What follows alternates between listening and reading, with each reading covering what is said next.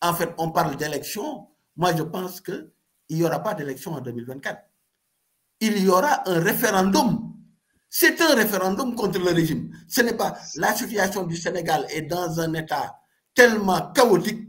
Je pense que s'il fallait la rappeler, hein, bouteille, bouteille, avec APR, les Sénégalais votent la bouteille. Non, les Sénégalais en sont là. C'est-à-dire, c'est pour dire le degré d'exaspération. Aujourd'hui, le désir... Mais c'est banni, attendons. Mais aujourd'hui, Hamgani, Amadouba, on dit même qu'il a 4 millions de parrains. Non, mais ça, ce sont des... Excuse-moi. Non, hein?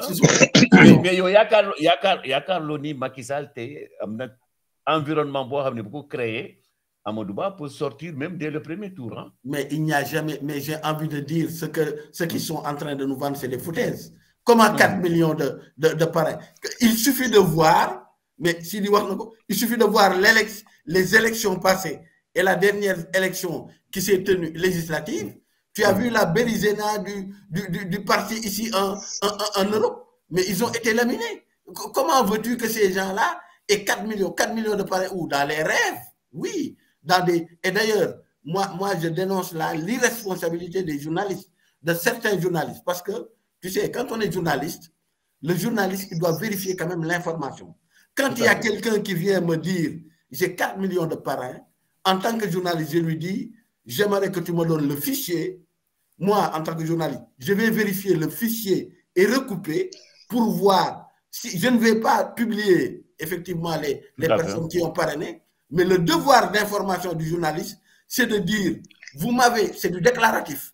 Man, j'ai 40 000 parrains, man.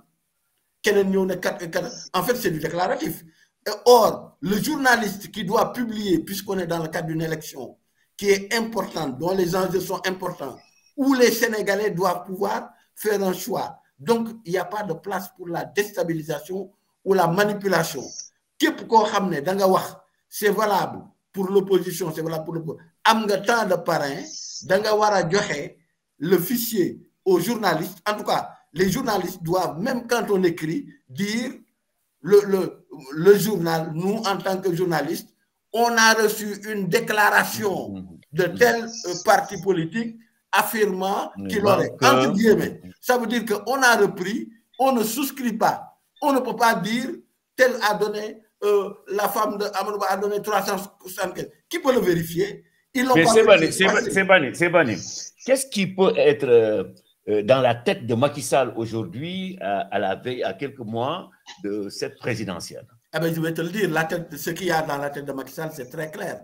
C'est qu'aujourd'hui, il y a certains qui disent le syndrome post-pouvoir. C'est-à-dire que Macky, étant donné que le temps est limité, il sait que le 2 avril, il doit faire la passation de pouvoir. Il n'est plus président de la République. Il y a un syndrome, c'est de se dire, avec la malgouvernance, tous les, entre guillemets, les crimes économiques, les crimes politiques, le nombre de Sénégalais qui ont été fauchés, assassinés, etc. Il sait qu'après le pouvoir, si l'opposition, si une personne de l'opposition prend le pouvoir, on l'a dit tout à l'heure, mais il va y avoir des représailles d'une ampleur qu'on n'a jamais connue au Sénégal. Et donc, pour se prémunir sa famille et son clan, Macky va tout faire pour que la personne qu'il a désignée gagne le pouvoir. C'est-à-dire que quand on remporte les élections, et quand je te dis que la personne, même si la personne ne représente strictement rien et n'a pas les capacités pour gagner, lui, dans son agenda, c'est de préparer les conditions, et il faudrait que les gens le sachent. Je pense que d'ailleurs, les conditions d'un hold-up électoral, Macky est capable, va le faire. Sous Sénégalais, il va le faire. Mais c'est banni. Aujourd'hui, les résultats sont connus pratiquement à la minute près. J'ai même entendu des informaticiens unis, ils ont dit des tablettes de résultats instantanément.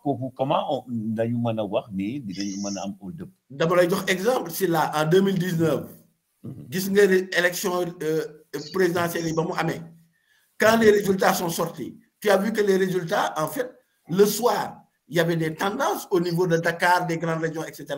les résultats n'ont pas été donnés dans la foulée. Ils ont attendu 3-4 jours.